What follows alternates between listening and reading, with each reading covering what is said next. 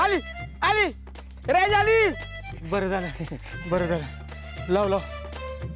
पहिला जगन्नाथ काकांना फोन लाव, ते काळजीत असतील. हा हा. हॅलो. हॅलो हॅलो काका. हॅलो अरे ओरडतोयस कशाला बबलू? मला ऐकू येतंय. हॅलो काका. हॅलो अरे येतंय बाबा ऐकू.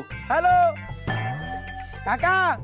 काका 1 मिनिट. हा ए बबलू, आता कानाला लाव आणि बोल. काका आवाज येतोय? हो अरे येतंय ना, किती वेळा सांगू?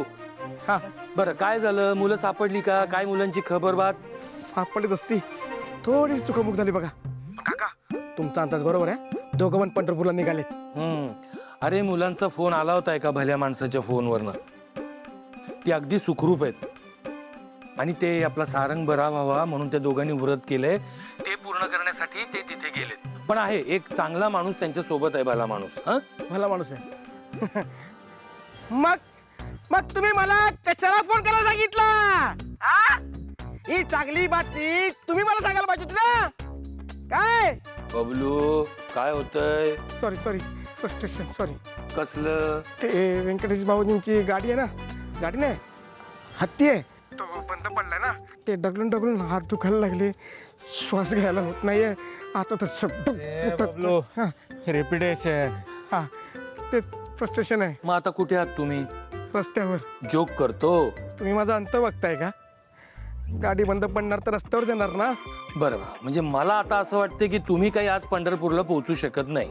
सांगताय की कळ काढताय? म्हणजे अहो रस्त्यावर आहे, इथे आजूबाजूला जंगल आहे, खायला नाही पियाला नाही. हा आणि तुम्ही आमची कळ काढताय. बरोबर ऐक मग आधी एक काम करा. आधी कशी बशी ती गाडी गॅरेज पर्यंत न्या, त्या जंगलातनं बाहेर पडा, ती गाडी रिपेअर करून घ्या. हा हा गाडी रिपेअर झाली की आधी पंढरपूरला जा, मुलांना व्यवस्थित घरी घेऊन या, कळतंय का? आणि हो, गाडी जोपर्यंत रिपेअर होतीये तोपर्यंत आजूबाजूला एखादं छोटं हॉटेल किंवा ढाबा असेल तर खाऊनही घ्या. खातो आणि फोन ठेवतो. ठेव. हे तुमच्या जगानं जे आहे ना, कळीचा नारद मुनी आहे. असू दे रे, वय झालं असतं त्यांचं. चला वय झालंय मला.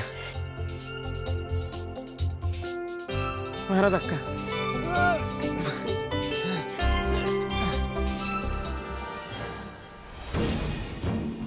देवा, थँक्यू देवा. तुझे मानव इतक्या फार कमी आहे. तू माझी हाक ऐकलीस.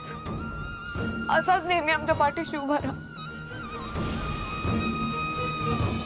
अमृता वहिनी, आनंदाची बातमी आहे.